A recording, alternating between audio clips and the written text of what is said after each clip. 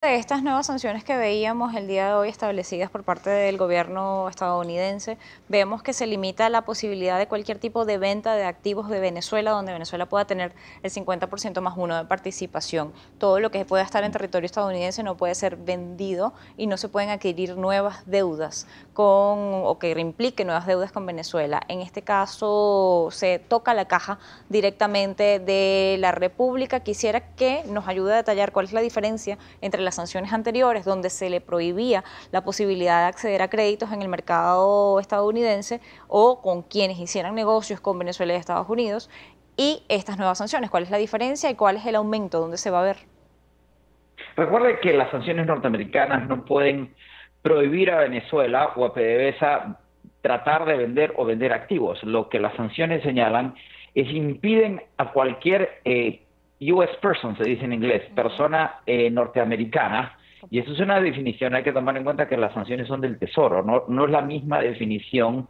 que el Departamento de Inmigraciones. Para el de Tesoro, un US person, una persona norteamericana, es cualquiera que tiene negocios significativos con los Estados Unidos de Norteamérica o presencia significativa en los Estados Unidos de Norteamérica, que en el sistema dólar implica a muchísima gente y prácticamente a cualquier entidad que haga negocios con Venezuela o que haga una transacción con Venezuela.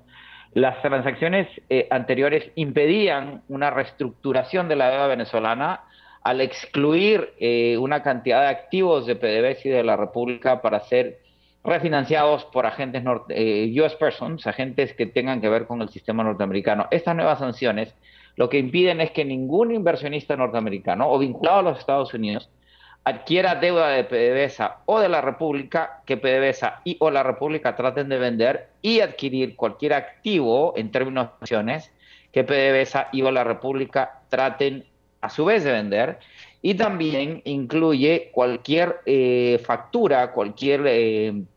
cuenta por pagar de PDVSA que quiera que la República, PDVSA o un tercero quisiera transar en un mercado secundario. Es decir, le están generando un problema de caja aún mayor a PDVSA y la República, utilizando esa medida financiera como un mecanismo de presión política, en la medida que hay un sector importante del gobierno norteamericano que se opone a las sanciones petroleras o comerciales contra Venezuela, en la medida que señalan que eso afectaría mucho más a la población venezolana, que ya está pasando por un momento económicamente delicado.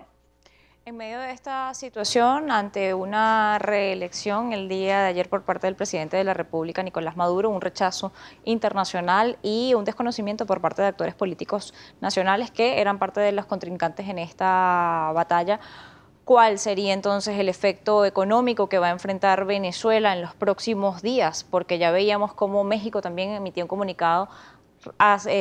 previniendo a los bancos y entidades financieras de este país a los riesgos que podía enfrentar si tendría relaciones con Venezuela. Vemos países del Grupo de Lima que también están reevaluando sus relaciones con el país. Esto de cualquier manera puede implicar limitaciones en cuanto a todo lo que tiene que ver con arreglos financieros o algún tipo de acuerdos para compras incluso de bienes e insumos para el país. Quisiera consultarle cuál es el efecto que usted ve en lo que fueron estas elecciones y el resultado unido a un desconocimiento interno y externo.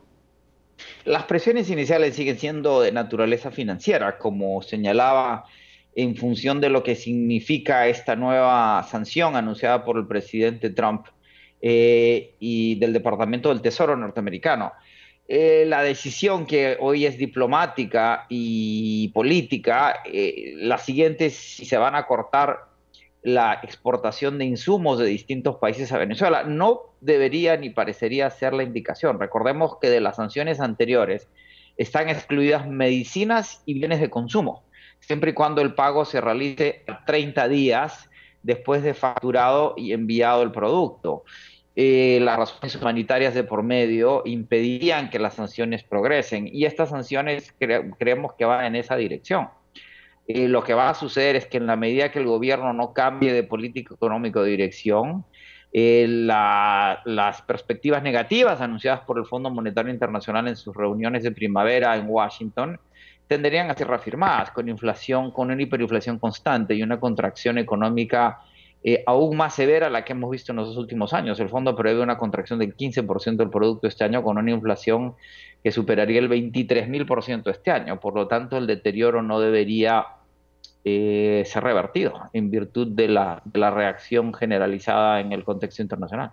Veíamos informaciones el día de hoy que decían que se podían desplomar aún más el mercado de bonos. Quisiera consultarle porque ya el mercado de bonos venezolano está pagando todo lo que son las consecuencias de fallas en lo que es la administración venezolana, pero además de toda la falta de transparencia en cuanto a las finanzas públicas. Y ahora quisiera consultar si efectivamente pueden sufrir aún un colapso mayor luego de lo que fue el resultado electoral.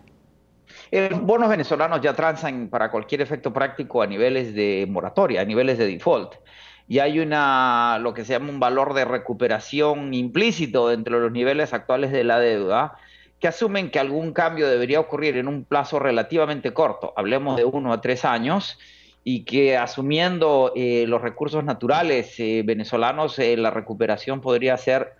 relativamente rápido en los plazos que implica una deuda emitida a 10, 20 o 30 años. De allí que la deuda no se esté moviendo sustancialmente porque además ya la liquidez y la opcionalidad, como se llama la deuda venezolana, es muy limitada. Ahora bien, si el mercado reconoce que eso no va a suceder y que el gobierno se mantiene en la administración del Estado por 6 años y no hay un cambio económico sustancial, podríamos ver declives paulatinos. Y no hay que olvidar que a raíz de los resultados de la elección de ayer, los bonistas existentes, especialmente los fondos institucionales, van a tener que forzar la aceleración de esa deuda por obligaciones fiduciarias, precipitando el default, no desde la perspectiva del gobierno, que pareciera no querer reconocerlo como tal, en la medida que no tiene una vocación por reestructurar la deuda, sino que es un default reconocido por los acreedores. Eso debería afectar los niveles de deuda, pero no significativamente.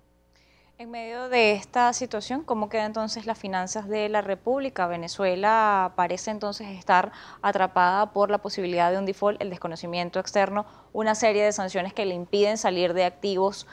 por lo menos en el mercado estadounidense. ¿Qué puede hacer la República para mejorar su caja? Porque todo esto también va a afectar la operatividad de la industria petrolera.